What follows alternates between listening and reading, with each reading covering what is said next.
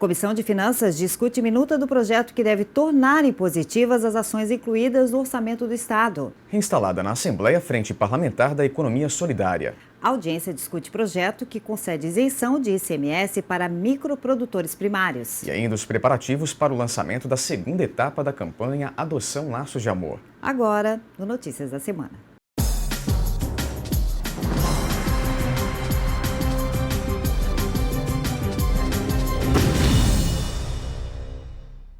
Você já ouviu falar em economia solidária? O termo se refere ao conjunto de atividades econômicas organizadas sob a forma de cooperativas, associações, clubes de troca e aí por diante.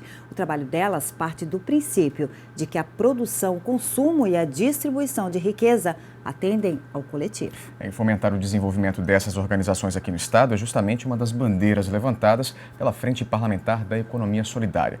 O colegiado foi reinstalado esta semana no Parlamento Catarinense. A instalação da Frente Parlamentar foi realizada na sala de imprensa da Assembleia Legislativa. Deputados e representantes de cooperativas e associações participaram da cerimônia. A deputada Luciane Carminati, do PT, foi escolhida presidente da frente e destacou a importância da economia solidária. Economia solidária pressupõe gerar economia, então tem uma relação de trabalho e de renda, mas sem ter a figura do patrão empregado. Então as pessoas se juntam, criam associações, cooperativas e a partir dessa associação e cooperativa discutem toda a relação de convivência, todo o problema do empreendimento, então desde a autogestão, como vão todos de forma igual gerir esse empreendimento e como vão também ao mesmo tempo dividir aquilo que é produzido de forma igual, portanto de forma solidária. Atualmente em Santa Catarina existem mais de 1.000 empreendimentos de economia solidária que empregam diretamente cerca de 25.000 pessoas. A representante do Fórum Catarinense de Economia Solidária, Leila Martins, participou da instalação da frente e destacou as principais necessidades do setor.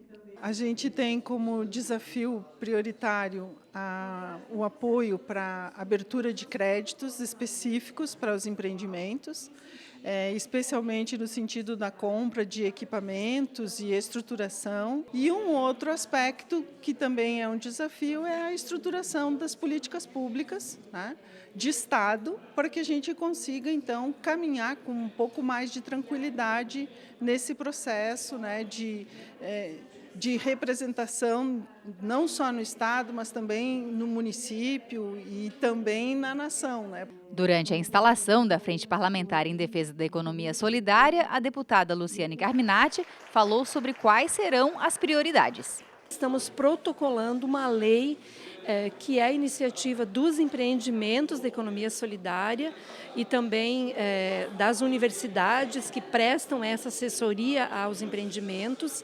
E esta lei busca instituir em Santa Catarina, pela primeira vez, uma política estadual de economia solidária. Porque o que a gente quer? É que, independente de governo, haja uma lei que diga o que é um empreendimento solidário, o que ele deve priorizar, de onde vêm os recursos e como trabalhar a formação, inclusive, dos empreendedores para compreender como que se dá essa dinâmica. A semana que passou também foi marcada pelas discussões do projeto que concede tratamento diferenciado aos chamados microprodutores primários. A principal mudança é a isenção do imposto sobre a circulação de mercadorias. A matéria deu entrada na casa no início do mês passado. A audiência pública foi realizada no plenarinho da Assembleia Legislativa. Em pauta, um projeto de lei de autoria do governo estadual que está tramitando no parlamento. A proposta oferece tratamento favorecido e simplificado para os microprodutores primários do estado, beneficiando agricultores familiares, pescadores artesanais, o turismo rural, entre outros. Um dos principais benefícios propostos é a isenção de ICMS para os profissionais que comercializem produtos ou ofereçam serviços até o limite de R$60 mil por ano. Atualmente, eles precisam pagar tributos que variam de 7% a 17% sobre o faturamento mensal. A isenção vai representar uma renúncia fiscal estimada em R$ 163 mil por ano, valor que o próprio executivo considera irrisório para as finanças do governo estadual, mas que pode fazer toda a diferença para os microprodutores. É um grande incentivo à formalização das operações econômicas no campo. Isso vai ajudar os municípios a computarem a sua renda, o seu movimento econômico e, de certa forma, ganham todos. Ganha a sociedade com mais legalidade e ganha o produtor com um ambiente mais favorável ao empreendedorismo e à produção de produtos de qualidade vendidos diretamente ao consumidor. Atualmente, apenas na área rural, o projeto deve beneficiar 180 mil pequenos produtores, que precisam pagar impostos para comercializar itens como pães, bolachas, mel, geleias, entre outros, que são a base de muitas famílias ligadas à agricultura e ao turismo rural. Para ter direito ao tratamento favorecido e simplificado, o microprodutor precisa estar regularmente matriculado no Cadastro de Produtor Primário da Secretaria de Estado da Fazenda, ter receita bruta igual ou inferior a R$ 120 mil por ano, comercializar a produção em estado natural ou submetida a processo de industrialização artesanal, utilizar predominantemente mão de obra da própria família na exploração da atividade e ainda que tenha como principal meio de subsistência a renda obtida por meio da atividade explorada. Além da isenção de ICMS, o projeto também autoriza o governo a simplificar, racionalizar e uniformizar as obrigações relacionadas à vigilância sanitária e à inspeção e fiscalização de produtos. A proposta é considerada um avanço pelos microprodutores. Muitos dos nossos produtores eles têm vontade de fazer alguma coisa diferente, mas também vendo toda a questão dos impostos faz com que ele fique com medo, até restringe ele fazer alguma atividade. Assim, dá ânimo para eles, sentindo que o governo também está assistindo ele e as entidades possam estar colaborando para ele iniciar esse projeto que ele tem. O projeto começou a tramitar na Assembleia Legislativa no dia 1º de março. Antes de ser votado em plenário, precisa passar pelas comissões de Constituição e Justiça, Finanças e Tributação e de Agricultura e Política Rural. Durante a audiência pública, os participantes levantaram alguns pontos que poderiam melhorar ainda mais a iniciativa. Principalmente a gente avançar um pouco mais nos valores de subsídios para os agricultores empreendedores, né? Nós entendemos que o volume de em torno de 60 mil por ano é pouco, porque tem empreendimentos que têm um valor maior, dá para avançar na nossa avaliação, mesmo isto não impactando muito no caixa do Estado, né? Como nós temos muita renúncia fiscal, isenção fiscal para grandes grupos econômicos no Estado, essas pequenas iniciativas, elas também, mais do que nunca, precisam do apoio do Estado. Outro assunto que mobilizou o parlamento foi a adoção de práticas pedagógicas e de inclusão dos autistas. O debate foi promovido pela Comissão dos Direitos da Pessoa com Deficiência. Foi o terceiro encontro realizado este ano sobre o tema. O seminário levou ao auditório da Univale em Balneário Camboriú alunos, pais, profissionais de educação e saúde e comunidade em geral. Todos interessados em entender um pouco mais sobre o autismo. As causas ainda são desconhecidas, mas a pesquisa na área continua intensa. É um transtorno de desenvolvimento que geralmente aparece nos 3 primeiros anos de vida. No mundo, são mais de 70 milhões de pessoas com autismo, de acordo com a Organização das Nações Unidas, a ONU. Afeta 4 a 5 vezes mais meninos do que meninas. A AMA de Balneário Camboriú atende 54 pacientes. A instituição faz um trabalho clínico individualizado. As conquistas, avanços em relação ao transtorno são destacadas pelos profissionais que trabalham diretamente com os autistas, mas para eles ainda pode melhorar muito. Eu acho que existe ainda sim a questão da discriminação da pessoa com autismo, mas o que eu entendo é que há muita curiosidade em função de como essa pessoa age. Inclusão foi o assunto das palestras. Para os professores Rafael Fontenelle e Eugênio Cunha, esse é um desafio. A preocupação não deve ser só dos professores, mas de toda a escola, a família e principalmente da sociedade. Inclusão não é somente um dever da escola, né, e nem da família, é da sociedade. Nós temos que ter políticas sociais que estabeleçam essa consciência. E segundo, que a pessoa com autismo, ela desenvolve, ela aprende, no caso do aluno, ela tem toda a condição de aprender, de estar incluído numa sala de aula. Se eu não consigo aceitar um autista ou identificar um autista, eu não consigo fazer ele ir para um restaurante, fazer ele ir para um cinema. Né? O autista é uma pessoa como qualquer um, tem esse direito. E hoje, quando a gente aborda o assunto de inclusão, só pensa a nível escolar. E aí a gente quer ampliar esse conceito. O seminário está sendo realizado em todo o estado. O primeiro foi em Campos Novos, o segundo em Florianópolis e agora o terceiro em Balneário Camboriú. O próximo já está marcado, será dia 9 de maio em Imbituba. A intenção aqui é capacitar profissionais da educação, bem como pais e alunos, para que o atendimento às pessoas com espectro autista seja personalizado. A comissão tem realizado esse trabalho desde o ano passado e onde foram realizados 11 seminários, atingindo um público de 7.500 profissionais somente na área do autismo. Então a gente sente que o Estado está carente nessa formação e a comissão está sempre interagindo para que aconteça um trabalho de parceria com os diversos órgãos, não a comissão sozinha, mas levando as políticas públicas numa parceria construtiva e que venha de encontro com as políticas públicas. E veja ainda hoje a discussão sobre o projeto de lei complementar que estabelece o plano de auxílio aos estados e ao Distrito Federal. A matéria tramita na Câmara dos Deputados em Brasília. Os detalhes em instantes aqui no Notícias da Semana.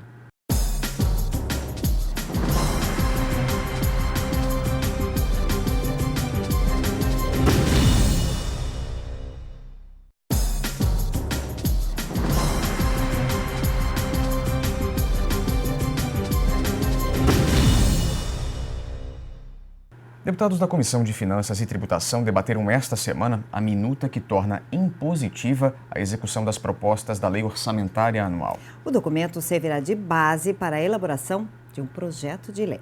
O documento foi feito para regulamentar a execução impositiva das prioridades estabelecidas nas audiências públicas do orçamento regionalizado. A partir da regulamentação, ficou definido que 3% dos recursos da Receita Estadual serão destinados à execução das obras. Hoje, com essa porcentagem, o valor chegaria a 580 milhões de reais. A minuta também definiu que 40% dessa verba deve ser encaminhada à saúde e educação. O documento é de autoria de todos os deputados da Comissão de Finanças e será convertido em projeto de lei. Às vezes nós vamos para uma região e numa região nós aprovamos 300 milhões para ser aplicados, na outra aprovamos 10. Então agora nós temos equilibrando, né? Esse projeto ele equilibra isso, torna mais real. Então aquela de 300 às vezes não sai e às vezes a de 10 acaba saindo. Mas então nós estamos criando um índice que vai tornar obrigatório, vai ser um valor. E obras maiores, obviamente, que terão que ser discutidas com o orçamento geral ou feita por etapas. E torna real, é impositivo, quer dizer, o governo do estado vai ser obrigado a realizar aquelas obras escolhidas pela população dessas regiões, né, com o aval da Comissão de Orçamento da Assembleia Legislativa. A Comissão de Finanças também fez a deliberação da medida provisória que autoriza o Poder Executivo a usar recursos de fundos especiais para o custeio, manutenção e pagamento de despesas dos próprios fundos. Atualmente, é o governo do estado que faz o pagamento dessas despesas e os fundos usam os recursos próprios para investimentos. A medida foi transformada em projeto de lei e faz uma readequação de verbas estaduais, reduz custos e qualifica a aplicação do dinheiro público. Foram apresentadas 2 emendas por parte do deputado Coruja, das quais foram rejeitadas, e uma emenda por parte do deputado Zé Ney, que foi acatada. A emenda do deputado Zé Ney acatada é resguardando o direito de percepção de recursos das APAES de Santa Catarina por intermédio do Fundo Social. Esta foi preservada, razão pela qual a medida provisória foi convertida em projeto de lei ordinário com essa modificação e agora segue para a Comissão de Constituição e Justiça para verificação da sua legalidade, constitucionalidade e juridicidade. E se for mantida lá, vai direto a plenário para a deliberação dos senhores 40 deputados. Já na Comissão de Constituição e Justiça, deputados deliberaram sobre uma série de projetos em tramitação.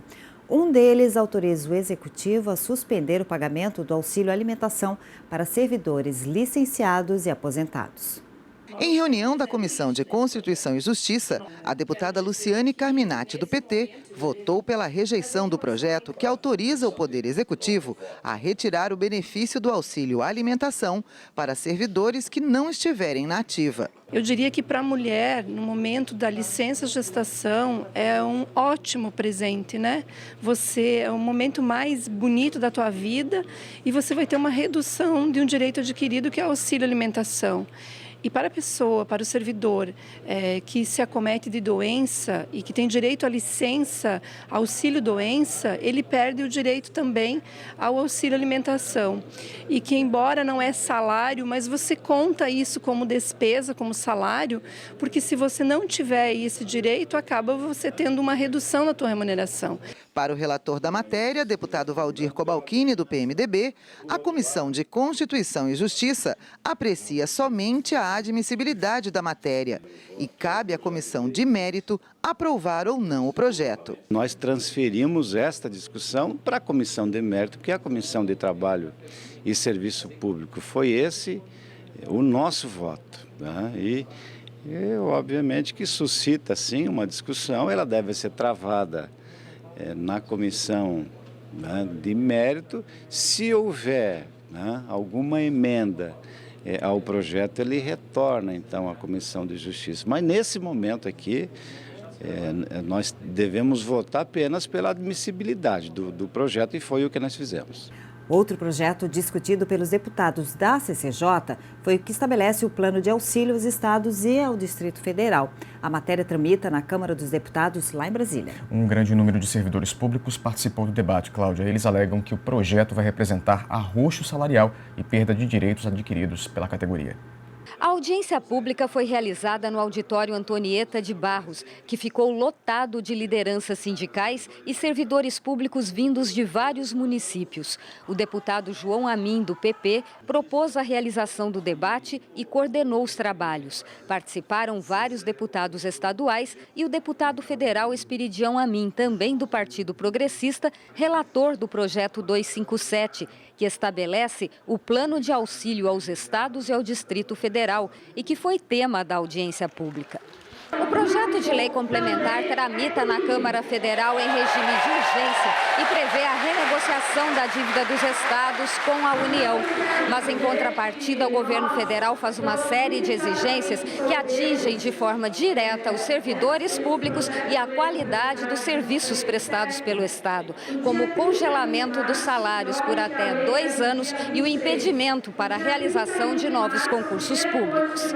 Os sindicalistas protestam contra o projeto com a justificativa de que a lista de exigências do governo federal irá comprometer totalmente os serviços públicos e os direitos básicos do funcionalismo. Ele restringe a contratação de servidores, ele congela os salários dos servidores por 2 anos, muda o regime jurídico dos servidores públicos municipais, estaduais e federais. Além do mais, ele restringe os serviços, diminuindo 10%, podendo chegar a 30% de custos com serviços como saúde, educação, segurança, assistência social. É bom a gente lembrar que nós estamos discutindo um projeto desse em meio a uma recessão, uma das piores recessões desde a década de 1930, exatamente por isso que esse projeto está vindo, ou seja, como tem uma crise internacional, uma crise nacional e que se reflete no problema de arrecadação, quer dizer, tem uma queda da arrecadação real, uma das soluções que os governos estão arrumando é transferir o ônus da crise para os trabalhadores. Essa é a questão central. De acordo com o levantamento apresentado por economistas durante o debate, a dívida total dos estados com o governo federal em 1999 era de 93 bilhões de reais. Até 2014, foram pagos 246 bilhões e hoje a dívida ainda é de 422 bilhões de reais. O representante do Núcleo Catarinense da Auditoria Cidadã da Dívida, uma associação sem fins lucrativos que investiga o endividamento público brasileiro, alega que há outros caminhos para esta negociação sem afetar o servidor público. Existe uma série de coisas que podem ser feitas para que novamente o serviço público, os servidores e o próprio trabalhador não seja arrochado, né? Uma delas seria promover a real auditoria dessa dívida, que a gente discute muito sempre e ao longo de 15 anos de trabalho nesse sentido, é de que muito dessa dívida ou já foi paga ou tem sérios indícios de ilegalidade e ilegitimidade. Vários estados estão realizando audiências públicas como esta, com o objetivo de debater com a sociedade os termos da renegociação da dívida. Caso o projeto de lei complementar seja aprovado, os estados e o Distrito Federal poderão alongar em até 20 anos a dívida com a União. Como a matéria tramita em regime de urgência, os deputados federais têm até o próximo dia 7 de maio para votar a proposta. O relator, o deputado Esperidião Amin, é contra a vinculação da renegociação da dívida à retirada de direitos do servidor. A questão dos estados e municípios e a forma de repactuar a dívida constitui uma necessidade. Agora, intervir no direito da federação, regular as suas relações com os seus servidores públicos, eu acho que é uma impropriedade. Falando em dívida, o Supremo Tribunal Federal adiou por 60 dias o julgamento da tese catarinense. O governo estadual questiona a cobrança de juros sobre juro no pagamento da dívida pública dos estados com a União. O governador do estado, Raimundo Colombo, o secretário da Fazenda, Antônio Gavazzoni, e o procurador-geral do estado, João dos Passos Martins Neto, chegaram ao Supremo Tribunal Federal logo no início da tarde. Eles foram acompanhar de perto a análise do mandado de segurança protocolado pelo estado. Já iniciada a discussão, o ministro Roberto Barroso propôs a suspensão do julgamento por 60 dias e recebeu o apoio da maioria dos ministros. O objetivo é que estados e União tentem chegar a um acordo em comum. Nós continuamos com a nossa tese, a gente sabe que a luta é grande, é uma questão de pacto federativo, é uma questão de injustiça fiscal, de desequilíbrio da relação entre estados e o governo federal. Nós agora temos 60 dias de suspensão de pagamento, porque nós já pagamos a nossa dívida e vamos continuar discutindo. Nesse intervalo também haverá um novo governo, haverá novas condições e a gente vai continuar com a nossa argumentação e com o nosso trabalho. Eu não tenho dúvida de que nós vamos ter um bom resultado. O governo de Santa Catarina recorreu ao STF para questionar a decisão do governo federal e mudar através de um decreto a lei que concedia desconto da dívida aos estados. No entendimento do executivo catarinense, a medida penaliza os estados com a cobrança de juros sobre juro. O impasse teve início em 1998, quando o executivo catarinense e a União firmaram um contrato de refinanciamento da dívida pública catarinense, que na época somava 4 bilhões de reais. Até o final de 2015, o estado pagou quase 13 bilhões. Mas, com o decreto, a dívida ainda somaria 9 bilhões e meio de reais. A decisão do STF de suspender a análise do caso permite que os estados paguem as dívidas com juros simples pelos próximos 2 meses. Até lá, eles não podem sofrer sanções por parte do governo federal por utilizarem os cálculos que consideram justos. Esse prazo de 60 dias nos protege, e nos ajuda a reconstruir o processo. Realmente não houve uma compreensão completa e profunda do que nós estamos falando. Mas vamos continuar lutando, vai dar certo. E veja ainda hoje os preparativos para a segunda etapa da campanha Adoção Laços de Amor da Assembleia Legislativa. O Notícias volta em instantes. Não saia daí.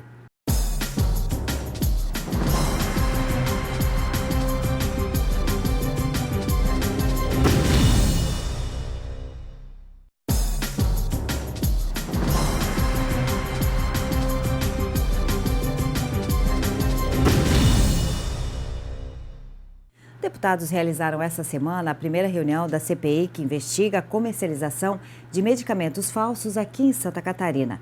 E olha só, Jucinei, na largada dos trabalhos, eles definiram quem serão os primeiros profissionais convocados para ajudar no trabalho do colegiado. Pois é, Cláudio, os membros da CPI também elegeram o vice-presidente e subrelatores. Eles vão atuar em diferentes segmentos.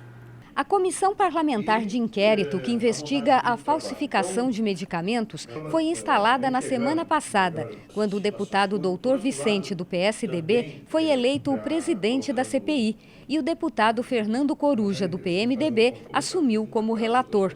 Os dois são médicos e, nesta primeira reunião ordinária, o colegiado decidiu que terá na vice-presidência o deputado Dalmo Claro de Oliveira, do PMDB, que também é médico. Por sugestão do deputado Coruja, os demais integrantes da CPI vão assumir sub-relatorias. Dividimos em sub-relatorias, são 5, e que envolve a questão dos medicamentos industrializados, medicamentos públicos, que são aqueles comprados por prefeitura, estado, município, a questão dos suplementos alimentares que podem estar contaminados, a questão dos medicamentos ditos manipulados ou os medicamentos também chamados de naturais, e 1/5 são aqueles vendidos pela internet ou que são contrabandeados. Então são 5 relatorias, e de forma que todo mundo vai participar efetivamente do processo. O objetivo da CPI é alertar a população. De acordo com a Organização Mundial da Saúde, em 2014, a falsificação de medicamentos foi responsável pela morte de 700 mil pessoas em todo o mundo.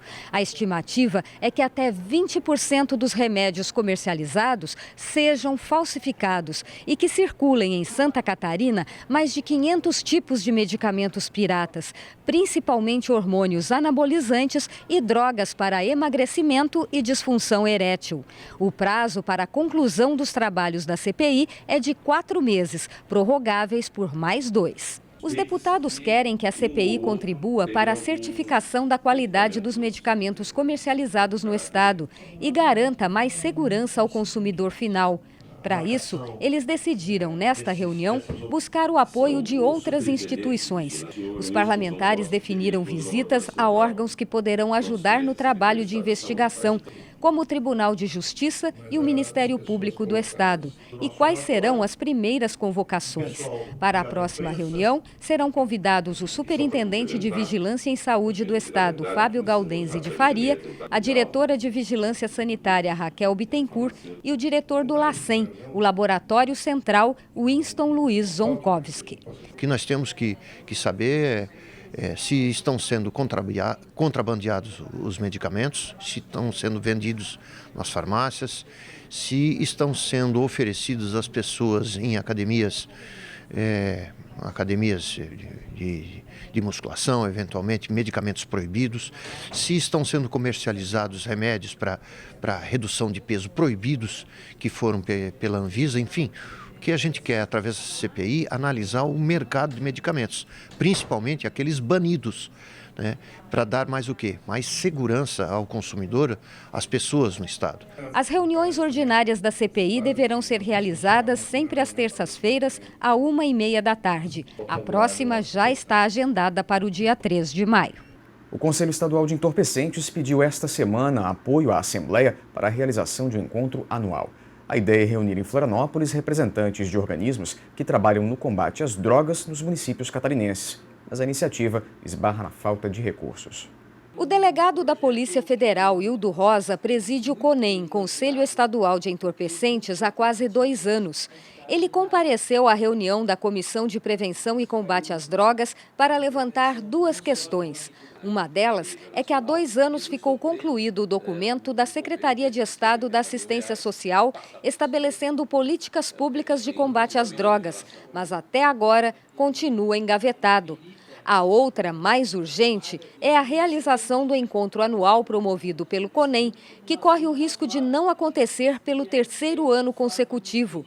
O CONEM está vinculado à Secretaria de Estado da Segurança Pública, que alega contenção de gastos para não liberar os R$25 mil necessários para a realização do encontro, programado para acontecer durante a Semana Mundial de Combate às Drogas, no final de junho. Os municípios hoje, quando você convoca para um evento dessa ordem, eles alegam que não tem recursos disponíveis.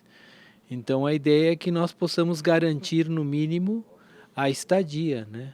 Um almoço, a janta, o coffee break, são despesas que de uma forma ou outra, pelo menos, evitam essa cantilena do município dizendo que não pode participar porque não tem recursos. É algo interessante porque nós vamos de uma forma ou outra vermos como é que se faz, que trabalho vem sendo feito nesses municípios e ao mesmo tempo fortalecê-los, né, que é o que nós almejamos neste momento, partindo de um princípio que drogas é a questão de casa, da rua, é muito da gente. Então, quanto mais proximidade, quanto mais protagonismo do município, melhor será a abordagem. O CONEM conta com 22 membros, representantes de órgãos públicos e de entidades não governamentais, e existe para colocar em prática a política estadual de prevenção e repressão ao uso de entorpecentes em Santa Catarina. Um dos objetivos é a realização de eventos que estimulem o combate às drogas no estado. Por isso, o delegado pede que os parlamentares atuem para que o encontro possa ser realizado daqui a 2 meses. Nos preocupa a falta de estrutura que o CONEM ainda tem em nível de estado de Santa Catarina e para a realização de eventos como este, em que é preciso motivar os conselhos municipais para que de fato se façam atuantes. É lamentável que dos 295 municípios, segundo a informação aqui do CONEM, apenas 51 estejam em atividade plena. Então, são encontros como esse que podem motivar, e a ideia é trazer uma centena de municípios aqui representados, e nós vamos nos empenhar, junto com a diretoria da Alesc, para que, de fato, possamos, de uma forma ou de outra, ajudar a patrocinar esse evento e motivar políticas públicas por todo o estado de Santa Catarina. Já no plenário da Assembleia, deputados aprovaram um projeto que atende diretamente à rede estadual de ensino. A matéria prevê medidas para dar mais segurança a professores, funcionários e também a estudantes. No final das aulas, quando os alunos deixam as escolas, aumenta o risco de roubos, sequestros, abordagem por traficantes de drogas, entre outras ocorrências das quais as crianças e adolescentes costumam ser vítimas. Em Santa Catarina, este tipo de violência não é tão comum, mas a ideia é investir na prevenção. Por isso, os parlamentares aprovaram o projeto de lei de autoria do deputado Ricardo Guide, do PSD, que prevê o credenciamento prévio das pessoas interessadas em entrar nas escolas da rede estadual de ensino. O objetivo desse projeto é, no momento da matrícula, que os pais já credenciem mais 4 pessoas para circular no ambiente escolar e que possam tratar de interesses do aluno. Ele visa principalmente a segurança do aluno, buscando regular a entrada de pessoas estranhas ao ambiente escolar. O deputado Leonel Pavan, do PSDB, também apresentou um projeto de lei voltado à educação. A matéria prevê a realização de atividades ligadas à orientação profissional para os alunos do ensino médio nas escolas públicas do estado. Eu citei como exemplo a Escola Gino João Pio de Balneário Camboriú, uma escola nova, escola modelo, que vai ser inaugurada já no ano que vem. Que lá, por ser Balneário Camboriú, cidade turística, que os cursos sejam profissionalizantes na área do turismo, na área da hotelaria, da construção civil, que é o que mais fomenta. Então nós estamos sugerindo, através da lei, agora obrigando através da lei, para que todas as escolas públicas do ensino médio tenham cursos profissionalizantes no início do ano letivo e no final do ano letivo. Para quando terminam os estudos da sua grade curricular, possa ele optar por alguma profissão. A campanha Adoção Laços de Amor, lançada em 2011 pela Assembleia Legislativa, terá uma segunda edição este ano. Os preparativos já começaram e, novamente, vem mobilizando uma série de parceiros. Atualmente, em Santa Catarina, existem cerca de 1.500 crianças em abrigos, esperando para serem adotadas. Também existem quase 3.000 candidatos a pais, mas como a maioria prefere crianças de menor idade, brancas e saudáveis, muitas delas continuam aguardando por uma nova família. Para tornar mais ágeis os processos de adoção no estado, a Assembleia Legislativa, em parceria com várias entidades, vai relançar a campanha Laços de Amor, que teve a primeira edição em 2011. As reuniões de trabalho já começaram. O Tribunal de Justiça se sente honrado de participar dessa campanha Laços de Amor, junto com a Assembleia Legislativa, até porque nós temos como objetivo primordial fazer com que as pessoas, os casais, enfim, que buscam a adoção, eles possam refletir sobre as suas reais motivações acerca desse ato, até porque uma das grandes preocupações que nós do Tribunal de Justiça temos é com a devolução de crianças. A Defensoria Pública apoia a campanha da adoção e vai prestar orientação jurídica àqueles postulantes à adoção, atendendo essas pessoas na sede da Defensoria Pública. Além disso, vai realizar encontros periódicos com defensores públicos para discutir essa questão e poder homogeneizar a atuação e o procedimento. Para esta segunda edição da campanha Laços de Amor, as instituições parceiras vão trabalhar em conjunto, compartilhando dados e recursos para agilizar os processos de adoção. As ações também pretendem flexibilizar os planos de futuros pais e mães, ampliando o olhar para crianças mais velhas, para a adoção múltipla de irmãos e para os jovens que aguardam por uma nova família.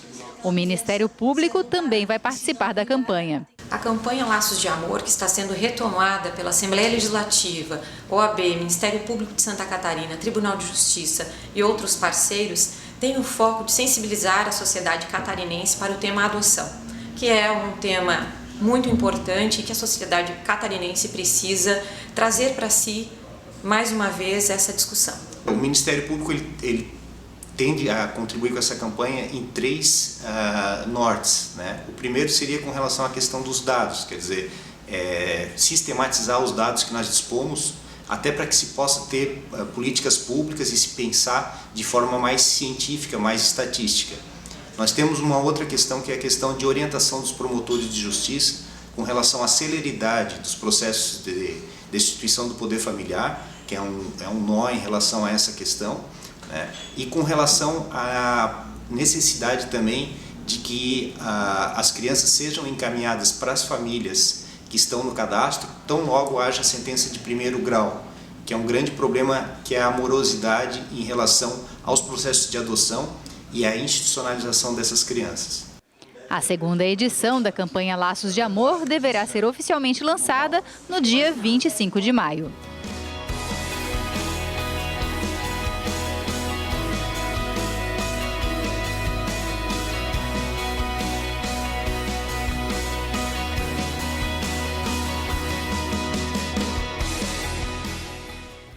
Por hoje é só, o Notícias de hoje vai ficando por aqui. A gente se vê semana que vem, no mesmo horário. Até lá. Até.